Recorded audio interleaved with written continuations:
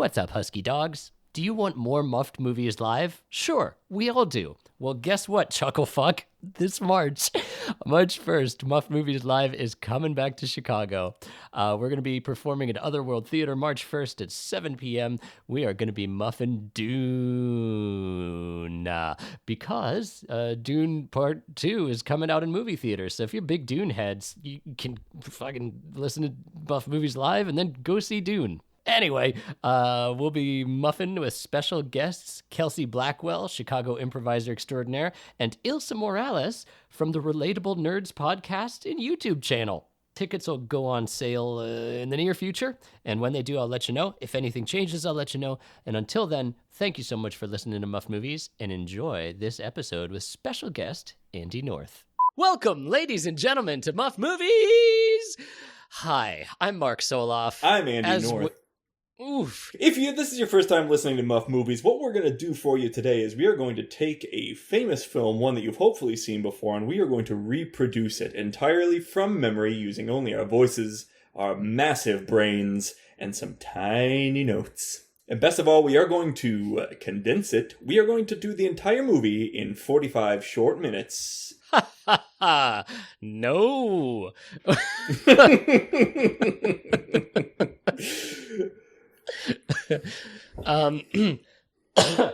Sorry if I'm coughing occasionally. It's springtime, ladies and gentlemen, and pollen is in the air. Star date, we are recording this on Thursday, April 9th of the year of our Lord 2020. Good Thursday. Good Thursday to you, Mark. Ladies and gentlemen, without further ado, Victor Huge Bros. Les Miserables.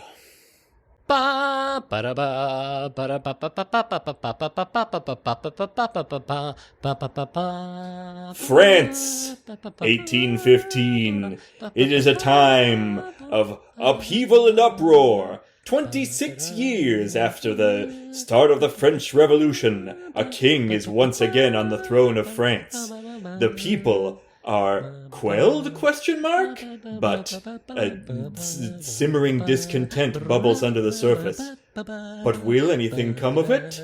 Let's find out in Les Miserables. Smash wipe.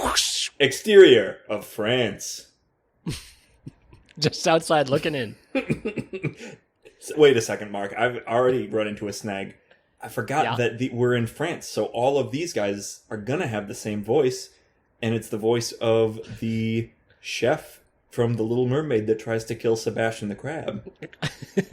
Okay, Andy, don't worry about it, because, number one, we are muffing the movie musical Hugh Jackman version of Les Mis, and everyone in it has a British accent, except for one character, and I'm going to point that out. It's very problematic. That is a relief, no? I think I will sleep easier knowing that is true, Mark. If you do want to do that guy as every character, I won't forbid it. All right, you screwheads. Andy, what? Andy, we need to mention that this seaport is like none other you've ever seen. It's like a huge, like, sort of dry dock where the bottom is flooded, and all of these convicts are tugging on massive ropes, pulling like a listing master and commander style ship into like a giant dock slot. It's like the ship should have sunk, but they're using convicts to just like rip it out of the water. It's a huge ship. It's a stadium full of convicts. It's who will win? It's the most insane tug of war you've ever seen. I'm gonna get you, convicts. I'm gonna get you. Not if we get you first. Oh! The boat is pulled into a straight standing position. The convicts giggle as the boat gives an abashed smile. You win this round, convicts. Yeah, the convicts all drop their ropes and start high-fiving each other's, like, desiccated, starving, gnarled hands. Whoa, whoa, whoa, whoa, whoa, says a very strong convict who is the only convict left who's holding a tow rope. The boat starts to list again, back into the heaving ocean. Oh no, I'm afraid of water. Our convict friend plants his feet and flexes his mighty thews to bring the boat back up to its prior position. Entirely on his own? What inhuman French strength is this? Why, it could only be the inhuman French strength of our protagonist Jean Valjean, played by Wolverine himself, Hugh Jackman. Looking on from way high above him, wearing his perfectly pressed police uniform, is the master and commander himself, Russell Crowe, a.k.a. Javert. Don't get the two names confused like I constantly do. You get which two confused? Javert and Jean Valjean? Jean Valjean, hero. Javert, bad guy. Oh, yeah, that's going to trip you up in Les Mis to get those two confused. They're all Zhazh. Did somebody say my name? Not you, Zhazh. Stand back.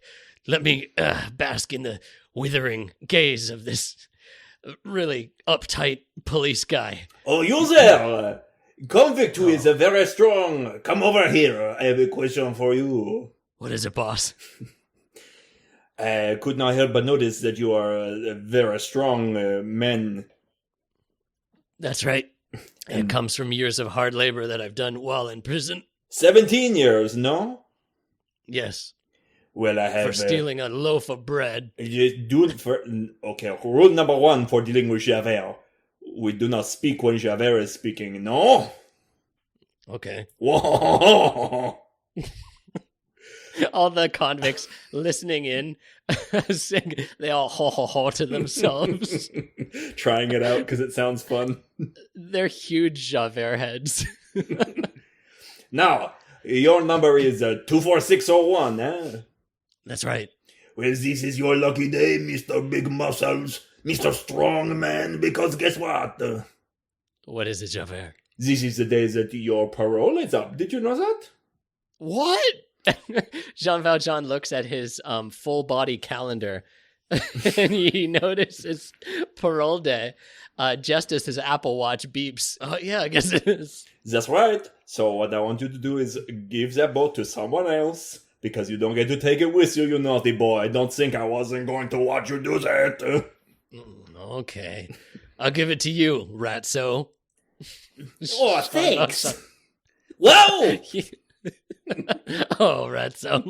The boat sinks to the bottom of the ocean. I'll get it! Blah, blah, blah, blah, blah. Ratso sinks to the bottom of the ocean.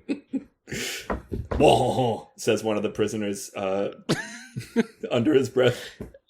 He is shushed by the other prisoners. So if I'm paroled, I guess I'll just start my new life and be on my way. My debt to society is paid, and this won't haunt me any longer. Oh, no. No such luck. I wish it were so simple, but because you have tried to escape so many times, I need you to carry around this letter around your neck and show it to everyone. When you meet them, it says... Javert takes a giant report card with a stamped letter F on it and gingerly hangs it around Jean Valjean's, what do you call it? Neck? Sinewy neck. Headstock, neck root. There you go. Now, I don't want to see you back here anymore, but also, good luck out in the world. With that hanging around your neck, it says you're a nasty boy and not to be dealt with. You know what? Yeah, this is all like a bad dream. I'm going to go out there and we're going to forget about each other like right away. We'll see about that. Okay. Javert takes a photo of Jean Valjean with his own Apple Watch.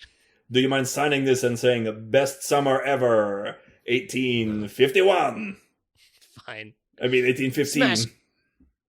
Smash cut! A montage of Jean Valjean trudging along in the French countryside. We see him like a filthy pilgrim. We see him attempting to get off the books ranch hand work, but the cowboys turn him away as soon as they see that letter F grade on his neck. We see him walking through town, a gang of horse-faced children chase him and pelt him with apples that they then stop and all eat. Yeah, take that, old man. The police from a different town round him up and practice kicking on his ribs. He might be a strong man, but he certainly is down and out. Oh, not like that, Bistro, not like that. Remember, we're trying not to leave marks. That's right. Marks are the German currency. We need to leave francs. Whoa! Dejected, Jean Valjean stumbles at dusk into an old church in the countryside. Oh, jeez. I'm so hungry and tired and desperate. I guess I'll just sleep in this crypt right next to the church. Ow! On top. Oh, my God. He looks at one of the skeletons in the crypt, and as if by magic, it morphs before his eyes into a freshly cooked Thanksgiving turkey. Don't look at me. No, what is this? Who's scaring my skeletons? Oh, sorry, I didn't mean to, I didn't mean to be causing any problems. What? The bishop? Oh, no. I thought you were the bishop. I'm No, Jean Valjean. I'm the skeleton thief of town. You're the skeleton? No, I'm the French man who steals skeletons from crypts and uses their bones to make soup because we're all starving and have the plague. You get out of here! You get out of here, skeleton thief! Oh! The skeleton thief runs off in a cloud of chalk dust. Oh, so you're the bishop around here. I was confused. That's me. This is me, Jean Valjean. I think we were all confused. I'm glad that I really forced our voices into place now. You look like you could eat a horse, young man. Why don't you come inside? And I'm having a nice horse for dinner. Okay, Your Eminence. Whatever you say. I'd eat the shoes off of a nun if I had to. Please don't. As they pass, they see several nuns wearing turkey breasts as shoes. It was the fashion. Why, I never. Jean Valjean has a delicious meal of some broth and bread, if I'm remembering correctly. That horse was false advertising. Smash wipe! The next morning. Knock, knock, knock. Oh, hold on. The bishop wipes the shaving cream from his jowls and removes the heart-shaped towel from around his waist and gets into his frock, just pulling it over his head before he opens the front door of the church. Late night last night. Who's there? Ah! Jean Valjean is bodily thrown at the feet of the bishop by two French policemen. Well, Monsieur Bishop, it is I, your local constable. I have found this man, Jean Valjean, and he stole your silver from your church. The bishop looks, and indeed, Jean Valjean is lying next to a bag that is filled with stolen silver from his very church. The bishop, and based on the $ design on the bag, he can tell that that's a thieving bag. That's the only thing that Jean Valjean had from his original possessions. Yeah, back when he was an expert cat burglar. Second story, man. The bishop considers for a moment. Justice has been served. Would you like us to throw this man into the flame of perpetual imprisonment? No, gentlemen, that won't be necessary at this time. Of course I gave this man this silver. He's my best friend, isn't that right, Jean Valjean?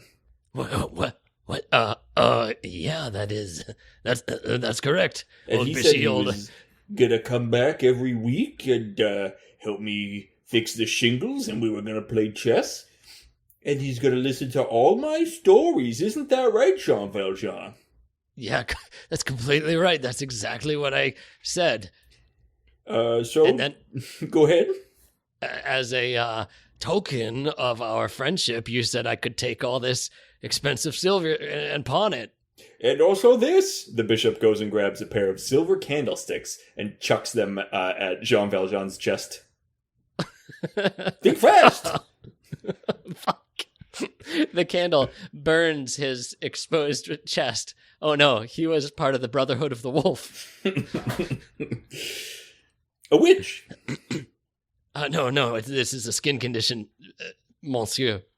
Oh, well, off with you, policeman. Thank you for your service, but you have nothing else to do here. If I do not bring in my quota of filthy varmints, I will lose my job. Well, I'll give you a tip. There was a skeleton thief skulking around here earlier. I bet you'll find him out by the crypts. Oh, happy day, the constable says, and slugs his way toward the crypts. The bishop winks at Jean Valjean and slams the door shut in his face. Hey, thanks for covering for me, but is this going to become like a... What? Sex? Hold on! What? The bishop reopens the door. What? What's that? I was going to go play Animal Crossing. Oh, never mind. Oh. I'm not really going to be your friend, right? Oh, no, you still have to come by every week. That's our deal. Okay. Here's what you need to do that's more important. Is make something of yourself, young man. There's $400 worth of silver in there. If you can't use that for a new start. That's like an Xbox One. Then we'll get you an Xbox One. Or a Nintendo Switch and Animal Crossing with a little bit left over. Wink. Thanks, Bishop. I'll, really think hard on what you've done for me. You bet. Psych! Jean Valjean runs out the door. Jean Valjean! Smash cut. 8 years later. We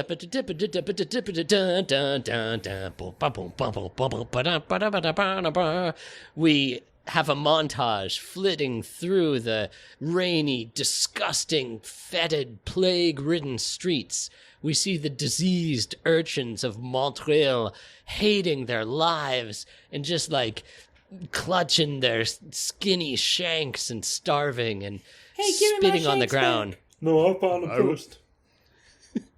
We see Javert roll by.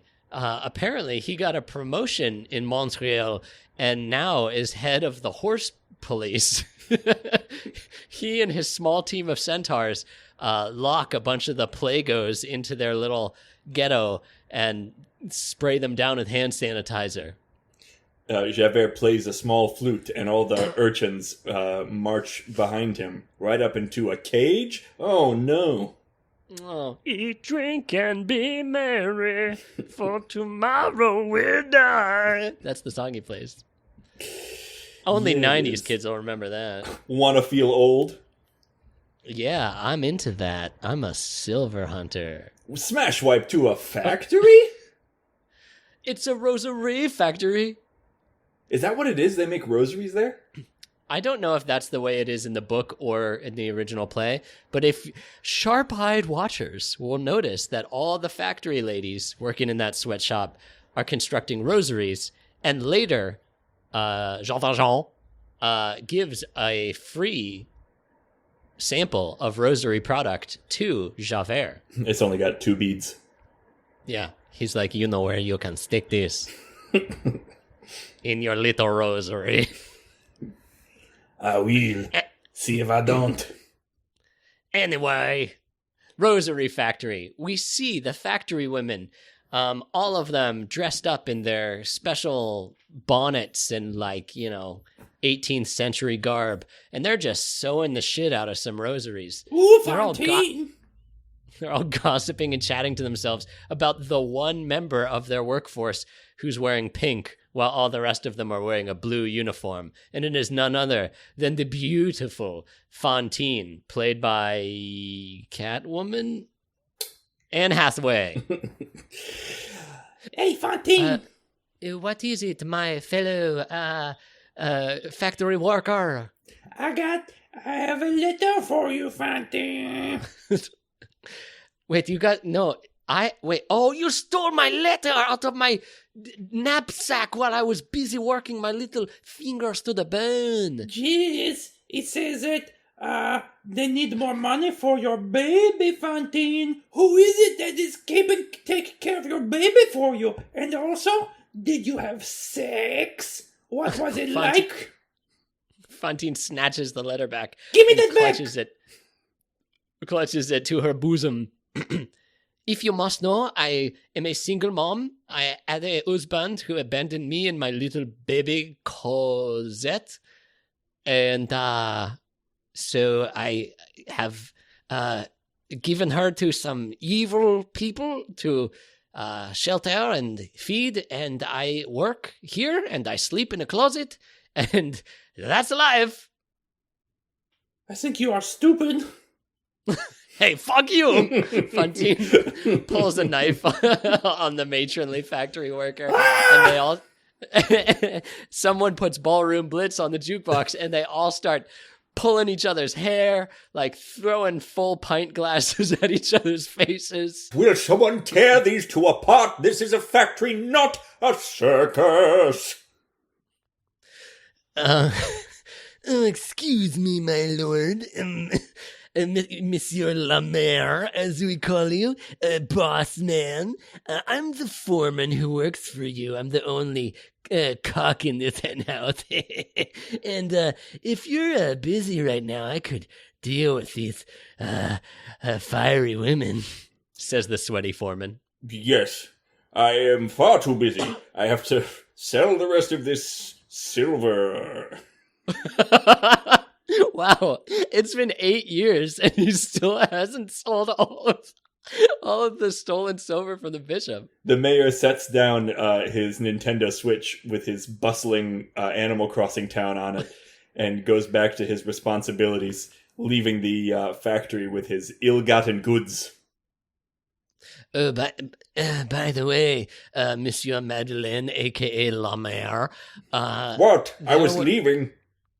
There was, I just wanted, just real quick, my lord, there's a real uptight police officer. He's the head of the horse brigade.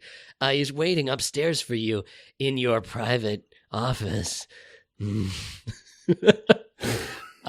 Jean Valjean, who has adopted the fake identity of La Maire, even though he's not the real mayor of town, they just call him the mayor because he's like, you know how in Walking Dead that guy calls himself the governor, even though like the structure of government's gone because he's like the head shit around the place in the winter. No, I've never seen the show, but I feel like I've got the gist of it from the description. I feel like I was there. Well, you know who's about to get the gist of it is Jean Valjean, because Javert's hawk-like eyes meet his. Javert extends a single justice-filled finger and beckons Jean Valjean to ascend the staircase for a private office chat. Jean Valjean, enraptured, mesmerized, marches up the stairs as if no longer under his own control. The foreman schleps his way over to Fantine in the meantime. Fantine, me and my 3 conjoined twins who are attached to me. Hello? Hello? And the other one's mute. We, the foreman, okay. Just wanted to say, we know that you probably didn't start that brawl, so we'll let you off the hook if you give us a little bit of the juicy worm on the end of it. You know what I'm talking about? Oh, I see. You want a little. You want a little bit of a little touch of Fantine's hand, no? A little tenderness from Fantine. Maybe a little Fantini, little a little Fant service, if you know what I'm talking about. Oh, I know exactly what a man like you deserves, says Fantine. And 1, 2, 3, 4! She slaps him across all 4 of his faces, the 4th one detaching from the body and rolling into a nearby sewer. Oh no! Oh no, now I'm the 3-man! Hey, 3-man. Says the local jazz artist. Smash wipe! Jean Wait. Valjean's. What? Foreman has to fire her. Oh, well, yeah. I mean, the audience That's the whole knows. point. The audience knows exactly. They don't know is. Hey, Funky. What? Yes, what is it, Jazzman? I got a message from my new bandmates. Yes, what is it? They say to clean out your desk because you're fired, and they quit. Oh, no! Oh, no! We gonna make music together now. Scooby-Doo-Bop-Bop-Dow. Well, when the jazz man hands you your walking papers, you do not deny him. The door slams behind Fantine, and she is jobless forever. Shut up. Excuse me. Slip cut to Jean Valjean's office. He opens the door. Hiding just behind the door is a puckish satyr playing his panpipes using Javert's tried and true technique of magical music to lure his prey into his inner sanctum. Ha ha ha! I have delivered him, my lord, and now you must set me free. We shall see about that. We'll have this conversation at a later time, Amboire. Boo! Javert returns the satyr to his 2-inch tall form and stuffs him in his own pocket. Well, if it isn't La Mère, Monsieur Madeleine. Hello, let me introduce myself. I am Javert. Javert bows, clicks his hobnailed boots together, and extends a formal handshake. Pleasure to meet you for the very first time, says Jean Valjean, wiping his sweaty hand on his pants before offering it to Javert. He shakes hands with Javert. Suddenly, Javert pulls him in close by the handshake. Buh! That is a very peculiar way of saying hello to a man for the first time. Javert stares his piercing, icy eyes into Jean Valjean's sensitive brown ones. Well, you're a very unusual man to meet for the first time, says Jean Valjean, inches from Javert's suspicious eyes. Sweat pouring down his face.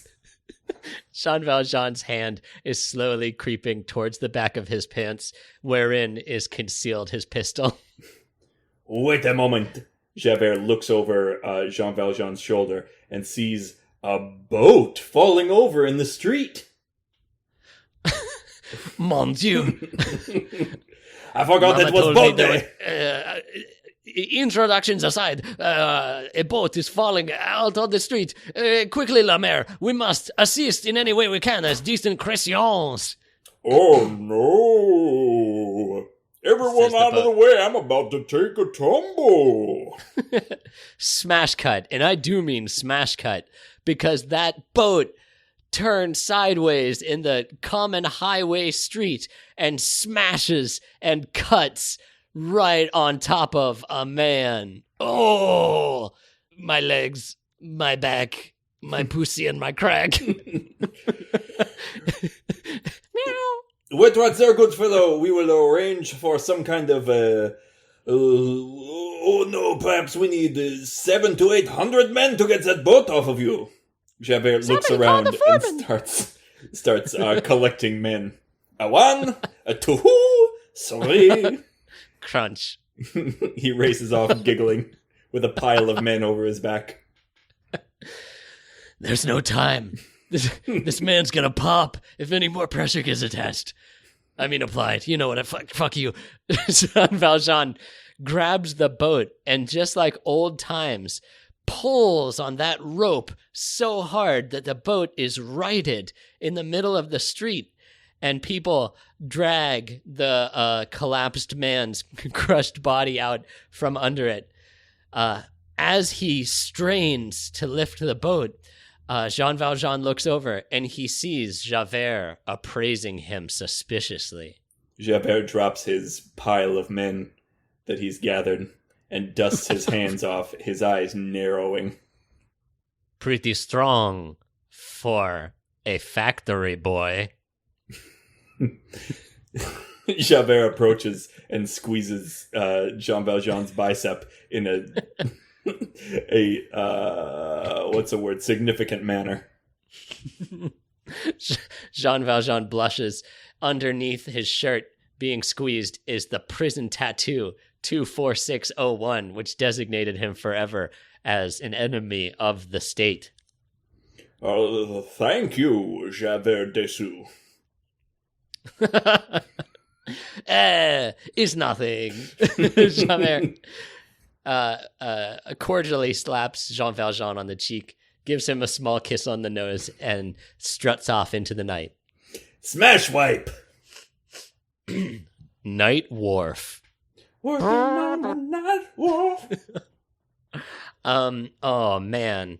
It is a cold, dark night, and poor Fantine, penniless, goes to this freak wharf,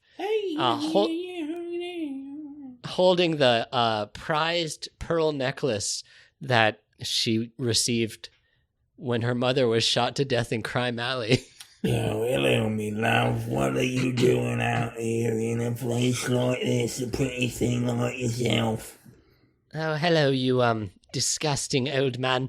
I have Woman. sorry, miss. I have a prize necklace, and which I need to sell to buy medicine for me little child. All right, I'll offer you 4 francs for it. 4 And francs? you're lucky to get it. A bat flies out of the crone's mouth.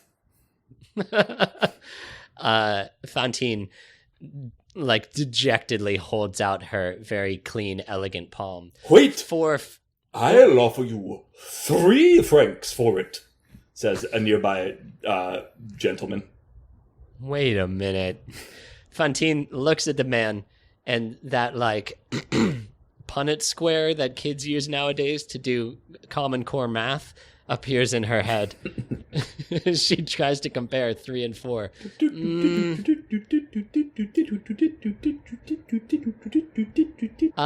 I guess I'll take the 3. No, you big dummy. All right. The crone walks away as Fantine sells her pearl necklace for 3 francs. Flash forward. Even later, Fantine has returned again. Apparently, kids need medicine more than one time. A Ponzi pimp flounces over to her. He has no teeth. Hello. Hello, Monsieur Pomp. It's me, Fantine. Disregard that English accent I was doing earlier to try to conceal my identity. I was wondering... noticed that you sold your English accent. A shame, because I was looking to purchase. Oh, sorry. I sold it along with my beautiful, long, luxurious locks. That was So now- going to be my second choice. As you can see, the top of my head is nothing but a scorched ruin of its former glory. Yes, it is quite a sight to behold. Anyway, I'm wondering if you wouldn't mind selling me those teeth of yours. What? My teeth? What could you possibly do with a tooth? I could use it to eat 1/32 of a steak. What? All right. Because you have 32 teeth, my dear, you see. It's my own little joke. Hey, so if I sell you all of my teeth, could I make a big score? I suppose I'll buy one of your teeth for 10 francs, or all Sold. 32 for 8 Fantine francs. chomps on the curb. All of her teeth fall out. Ah! They chase the pimp off into the alley. 10 francs fall out of his pockets as he runs off. You got the francs. You got the francs! You got the power! Even later than that, Fantine is back. I guess she tried, like, the more reputable wharfs because it seems like this is the only place she goes to try to make money.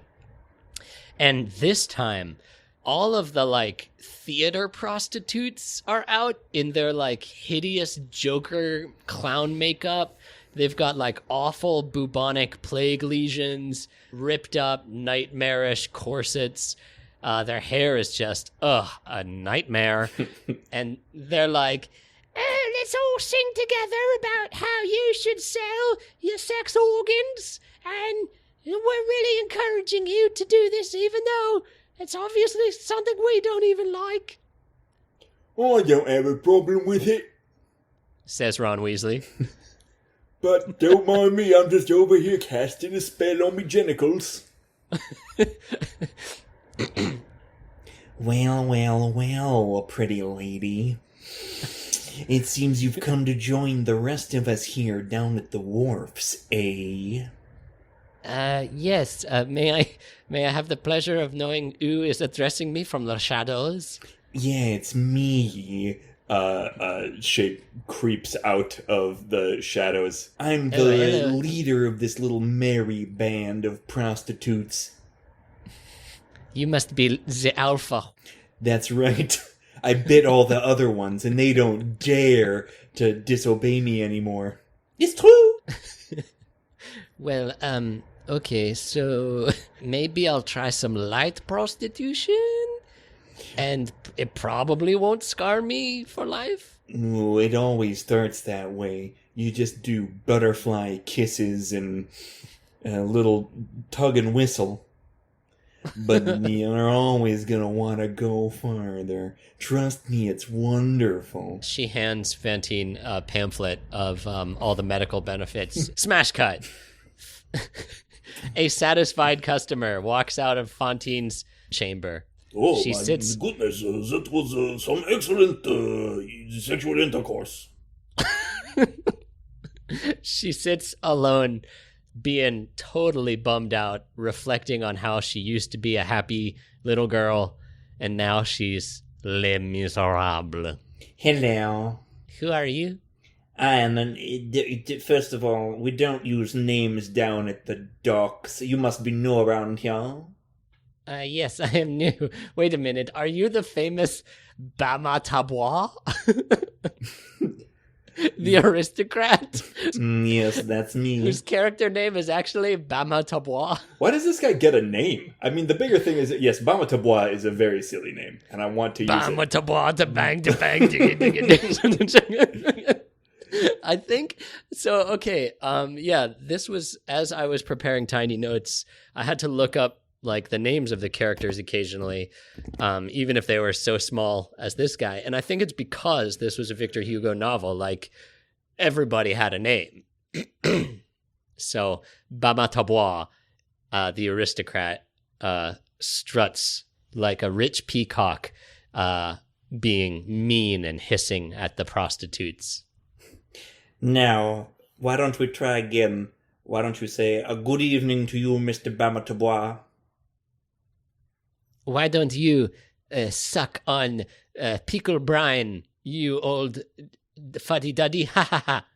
Fantine says she hasn't really got her street lingo down yet. How dare you? Bama Tabois' wig slips from his forehead in fury. He straightens it. She saw just the tiniest little glimpse of his unicorn horn. I ought to teach you a lesson with this cane. Bama Tabois approaches, his cane raised above his head in a threatening manner. Oh no! Fantine, suddenly recalling her old role as Catwoman, uses her claws to rake Bama Tabois' mythical cheek. Pure rainbow blood spurts forward, and he clutches it. His glamour charm begins to fade. Oh no! He races off into the night, the sound of hoofbeats suddenly sounding behind in the shadows. I thought I heard some hoofbeats, and it's not one of my cops. Did somebody hurt a unicorn? This is where the buck stops.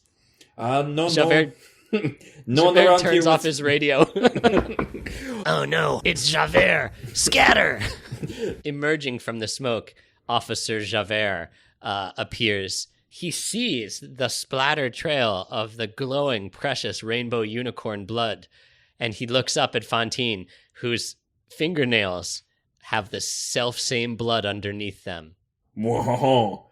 Little do you know, miss, this is your unlucky day, for I am the best inspector in Montreal.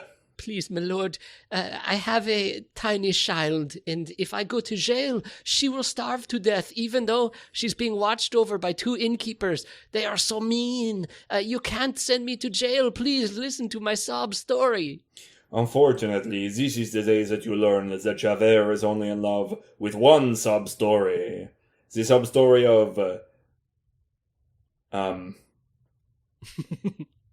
Law and Order? I was trying to think of, what is the word for when, there's crimes, but also Are you there's... thinking? What? Are you thinking of justice? That is the one, yes. Why couldn't I think Jean of Valjean justice? emerges from the smoke bomb. Wow! He grabs up Fantine like a bat and then ziplines away with her. Ba, ba, ba, ba, ba, ba. Well, I'll be double dipped. Who's that? That was Javert stopping for ice cream. I'm the only one who can have ice cream now. It is the revolution. Smash cut. Into La Mare's office of the Rosary Factory. We see it is daytime, and in the harsh light of day, Javert stands before Jean Valjean, or La Mare as he calls himself, prostrating himself. Yes, it's me, La Mare. Javert, officer, what is it you have to apologize to me about? Well, first of all, I wanted to apologize because I did not notice until today how big your tricep muscles are, Mr. Mayor. But I'm appreciating them on this fine day, let me tell you this. Guilty as charged. Not really, though. Anyway, the other thing was that I was more embarrassed about was, I'll be honest with you, Monsieur le Maire, because Yes, out with it. because you are so very strong, I thought that you might be this convict that I lost track of about 8 years ago, whose name was... Ah! La Mare spits out his martini. Do go on. You got your morning martini all over my dress uniform. 1,000 pardons, kindly officer. Please, but continue your tale. Javert pulls out a handkerchief and mops his face for the rest of the speech. Anyway, as I was saying before I was so rudely interrupted, I know you are not. Fantine, who was huddled at Jean Valjean's feet, spits out her martini. Who said that? No one. Jean Valjean lowers his petticoats even farther to obscure her. Javert sniffs the air and sniffs around Jean Valjean's feet, but does not pick up on Fantine's scent. Very well. Javert's toe talons clack against the floor, and Fantine looks at them with horror. Javert sees his reflection in a nearby window and is distracted by it. Wow! Oh no, there's another inspector over here. One moment! Oh no. A small moment of confusion. Body checks the mirror. Show him who's boss. Now, as I was saying, now that we are safe and not being overheard, I know you cannot be Jean Valjean, because I have caught Jean Valjean after all these years. A passing elephant spurts its martini upward through its trunk at the window. Wah! I never forget. And that guy looks a lot like Jean Valjean to me. Stop putting me on blast, elephant! As I was saying... Before all these bits, Javert looks around the busy factory. I know you are not Jean Valjean, Because I have caught him, and he is going to be taken up in front of the court tomorrow and put in front of the firing squad. So, I wanted to apologize for sinning against you in my mind. No apology necessary, my good man of justice. Thank you for giving me this great news. I'll drink to that. You're very welcome. And, is it my imagination, or do you look taller today, Monsieur le Maire? No. Just been doing my, Pelotron, that new, exercise bike fad. Javert looks, Monsieur le Maire up and down in his oversized trench coat, his 10-foot bulk shifting unsteadily from foot to foot. Very well. Well, I will leave you to your busy work. Javert exits. Jean Valjean steps down from Fantine upon whom he was standing. I should really have been the top of the mayor. Quiet, you. Oof. Later, it's courtroom time. Ba-da-ba, ba-da-ba, ba-da-ba. Welcome, ladies and gentlemen, to the French People's Court. I'm Kilo McKilo, and today it is my pleasure to present to you the magistrate, Mr. Majeflius. Ba-da-ba, ba-da-ba. What up? I think it's weird that, again, this guy doesn't get a name. But I bet that in the book he has a name. What up? I happen to have a name. It is Judge Jim Croce, and today we will be seeing the case of the people versus Jean Valjean. All right. Prosecution, do you have anything to say? Yes, Your Honor. First of all, if you take a look at this filthy, despicable man, you can see based on his... Hey, come on. Just because I happen to be a man from the colonies of the United States doesn't mean you can boo me in this French court, okay? Go back to Montreal. I'm not okay. I'm not a Canadian. I'm a Georgian. What's it's the probably difference? It's fucking hey fucking you fucking piece of shit. The prosecutor leaps into the audience of the courtroom, and uproar begins. The magistrate pounds his gavel. Order! Order! All right, defense. As a mud monster, I don't think this guy looks so dirty. Yay! The mud monster coughs up a skeleton. Order! Order! No coughing up anything in my courtroom. I'm sorry, Your Honor. The mud monster takes one slimy step over on top of the skeleton and sucks it back into its corpus. Well, I think we've heard all we need to hear. We, the judge, find the defendant guilty. Wait a minute! Wait a minute. The skylight shatters, and Jean Valjean repels in. Da-da-da-da-da-da. He grabs the guilty prisoner, winds him with a zip line, and sends him flying off into the night. Fantine, in a black bodysuit, jump kicks the prosecutor. Oh! My stars and garters. His pants fall around his ankles. Give him a bit of the old English, says the mud monster. Excuse me, ladies and gentlemen, I have one thing to sing at you. I'm 24601, freshissimo. What's that mean? Claire, what does he mean by that? What's a 24682? All of the French jurors pull up the Common Core cross square in their heads, trying to figure out whatever this math riddle is. The magistrate, who is deep in the pocket of the 1%, hops over his judge's stand, grabs Jean Valjean by the shoulders, and ushers him out of the courtroom. Highly unusual. You must not be... You must not be feeling well there, buddy. I think you accidentally incriminated yourself. That's not exactly what you're supposed to be saying. You're probably just a little tired. You're tired, right?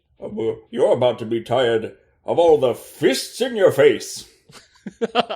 Jean Valjean punches the magistrate and races off into the darkness. If anyone asks, I'll be at the hospital. Meanwhile, at the hospital, Fantine, fresh off of her latest escapade stealing the cat diamond, is now so full of consumption and so physically drained that she lies on a hospital bed, breathing her last and hallucinating her daughter Cosette. Hello, mother. Hello, Cosette. It is me, your mother. I wish I could see you in person. I know. You were always a disappointment to me, mother. What?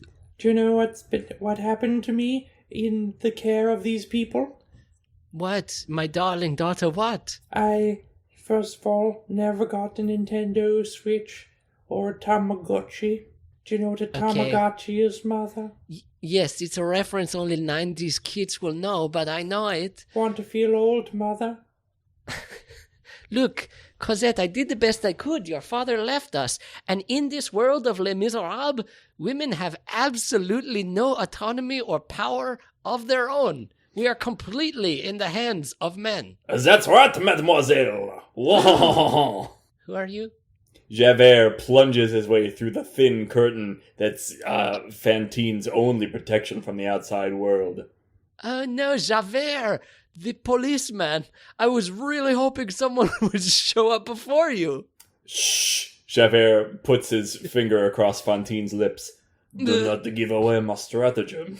He A wriggles feather is left behind on her lips. Javert wriggles underneath Fantine's bed. Well, it's a living. Underneath her bed. I know. He's a freak. Hiya! Says Jean Valjean as he karate kicks the hospital door open. It splinters, sending sword-sized pieces of board all over the room at a handy reaching distance. Oh, Jean Valjean, thank goodness you've come. I should tell you... Fantine, sorry to interrupt your Skyping with your ghost daughter Cosette. I just need to interrupt. Wait, but it is very important for me to tell you this one thing. Whoop. Cosette logs off.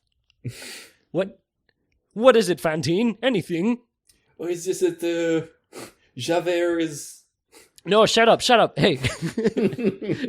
Jean Valjean presses his very strong index finger against Fantine's lips. Huh. He pulls the index finger away and sees a hawk feather on it. That's weird. Anyway, look, I was your boss. I let you get fired for no reason, and you kind of went down a downward spiral pretty much because of me and my negligence. So I'm going to offer you a real sweetheart of a deal. I will take your daughter, and I'll be like her dad and like give her money and stuff and take care of her. How does that sound? I mean, it seems like the best kind of deal I'm going to get at this point, so I will accept, somewhat under duress, because I'm literally 30 seconds from dying. Okay, cool. Just sign here. Jean Valjean pulls out the adoption papers. Okay, I'm so weak I can barely lift the pen, but I'm signing. Oh, Jean Valjean, also one last thing. Yes, what is it? Javert is hiding under the bed at the moment. What? Fantine Jean dies. Valjean spits out his martini. His Fantini. Nice. Thank you. Javert bursts forth from underneath Fantine's hospital bed, throwing it over. It's good that you showed up when you did. I thought I was going to have to dress up as Fantine and pretend to be her in order to entrap you in my web, little fly. What a horrible thing that would have been. It would have been unpleasant, for I didn't want to do it. I would have had to have done it. You understand? It's It's a thing I have to. Anyway. Tell you what, why don't you go out and come back in just quick and talk to Fantine again, huh? Shall we do the scene again? From the top. Okay, cool. I'll just go out this way then, eh? Wait a minute, not that way. That way leads See to you in the... hell, fucker! Ah! Jean Valjean throws open the window which leads to the French Riviera and dives out into the river. And as we all know, Javert is deathly afraid of water. Oh no, my one weakness. I'm more of a air type than a water type. Javert bends the air around him and flies through the air after the fleeing Jean Valjean, but to no avail. I've lost the shadow under the water. I thought I saw him for a moment, but it was just a big sturgeon. Jean Valjean pokes his head up from under the water where he's been breathing through a hollow reed. Classic Valjean.